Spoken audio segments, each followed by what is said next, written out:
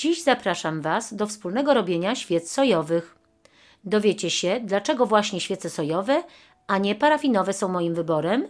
Postaram się też krótko przedstawić Wam niesamowite korzyści z ich użytkowania. Do zrobienia świeczek sojowych będą potrzebne następujące składniki: wosk sojowy, olejki zapachowe przeznaczone do wyrobu świec, barwnik, oczywiście przeznaczony do świec, i dodatkowo będą potrzebne słoiczki, w których możemy zrobić te świece. Mogą to być słoiczki ciemne lub przeźroczyste oraz knoty drewniane lub zwykłe. Ja dzisiaj używam drewnianych. Oprócz tego przygotowałam jeszcze sobie suszone kwiaty, które także zastosuję do świec, by zachwycały nie tylko zapachem, ale również wyglądem. Do zrobienia tej świecy będzie mi potrzebne 50 g wosku sojowego, więc rozpuszczam go w kąpieli wodnej. Następnie, gdy wosk lekko ostygnie, czyli jego maksymalna temperatura osiągnie około 50 stopni, dodaję teraz kolejno po kilkanaście kropel olejków zapachowych do świec. Olejku kawowego, czekoladowego, waniliowego i cynamonowego. Zasada jest ogólnie taka, że używamy około 6 do 8% olejku w stosunku do pojemności słoika. Warto jednak zwrócić uwagę na ulotkę do wosku, bo czasami taka informacja jest w ulotce, ile procent olejków powinno się zastosować. Drewniany knot łączę teraz z podstawką do niego. Tak przygotowany zamaczam w wosku i przyklejam do dna wcześniej przygotowanego słoiczka.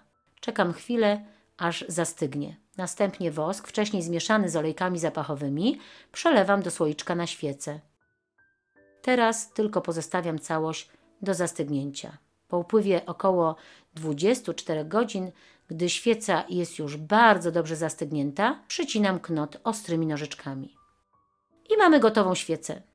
Pachnie naprawdę cudownie. Świeca czekoladowo-kawowa z nutą wanilii i cynamonu wprowadzi miły i ciepły klimat w naszym domu. Takie zapachy działają przede wszystkim relaksująco i odprężająco, a ze względu na zawartość olejku cynamonowego także mają działanie przeciwgrzybicze i bakteriobójcze poprzez niszczenie drobnoustrojów w powietrzu.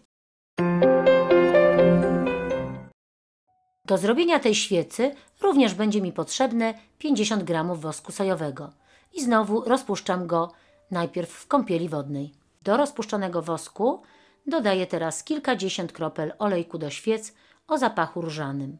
Drewniany knot, tak jak wcześniej, zamaczam w wosku i przyklejam do dna wcześniej przygotowanego słoiczka, po czym czekam chwilę, aż zastygnie. Następnie wosk wcześniej zmieszany z olejkiem różanym przelewam do słoiczka na świecę. Gdy lekko zastygnie, posypuję ją kilkoma suszonymi płatkami róży. Świecę pozostawiam do całkowitego zastygnięcia. Po upływie około doby przycinam knot ostrymi nożyczkami. I przepiękna świeca o zapachu różanym jest już gotowa. Taka różana świeca będzie idealna na poprawę naszego samopoczucia, gdyż zawarty tu olejek różany łagodzi stres, poprawia nastrój, obniża napięcie, a do tego działa też jak afrodyzjak.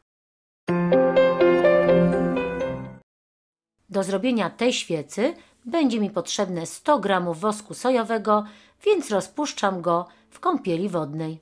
Do bardzo gorącego rozpuszczonego wosku dodaję kilka granulek barwnika fioletowego do świec, po czym mieszam do całkowitego rozpuszczenia.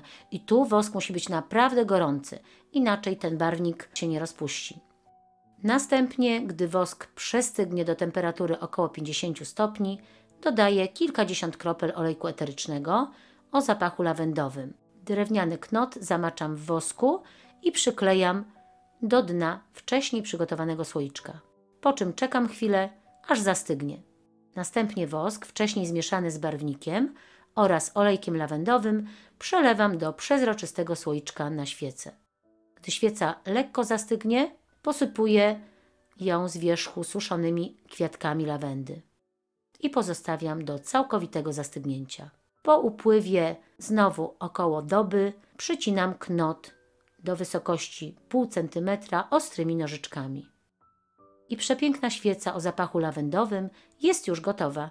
Ma piękny lawendowy kolor i wspaniały, mocno lawendowy zapach. Taka świeca lawendowa świetnie sprawdzi się dla osób, które mają problemy ze snem. Olejek lawendowy ma też działanie wyciszające i uspokajające, pomaga więc w stanach nerwowości, a na powietrze będzie działał oczyszczająco z drobnoustrojów. Nie lubią go także komary i inne robactwo. I jeszcze garść informacji, które uważam za istotne i ważne, zanim zaczniemy samodzielnie wykonywać lub użytkować taką świecę. Świeca sojowa zrobiona jest wyłącznie z wosku sojowego, który w trakcie palenia nie wydziela niebezpiecznych i toksycznych substancji i jest w pełni biodegradowalny.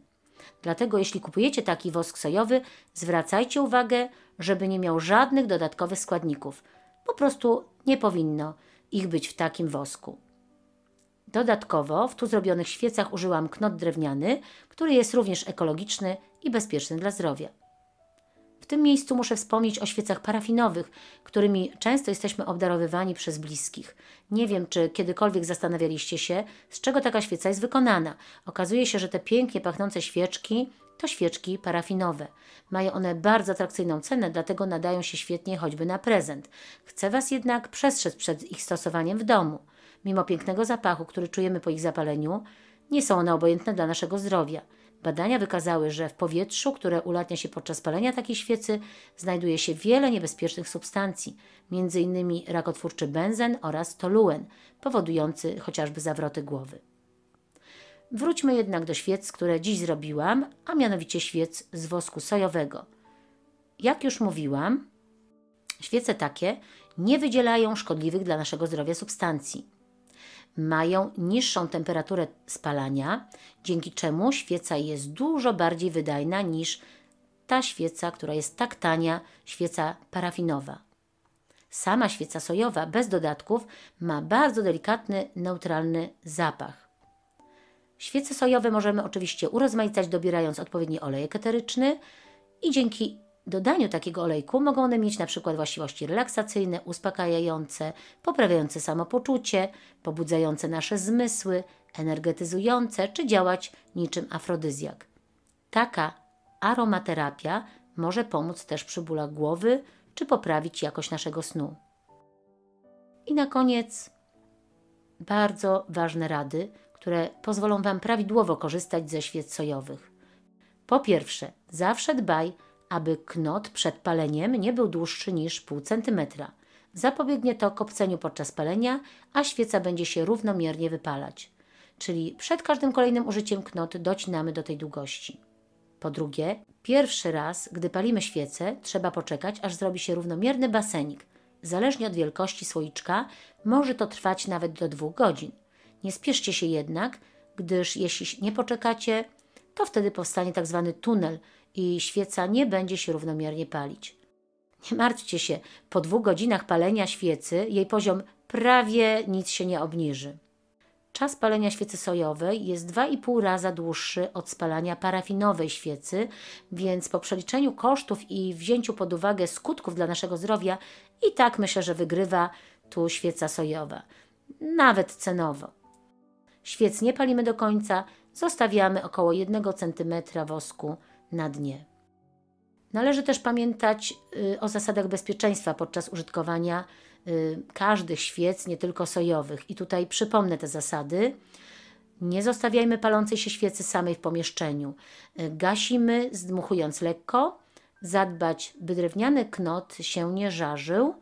Następnie, gdy ostygnie całkiem, zamykamy szczelnie taką świecę, czyli nasz słoiczek, najlepiej, by zapach się nie ulatniał.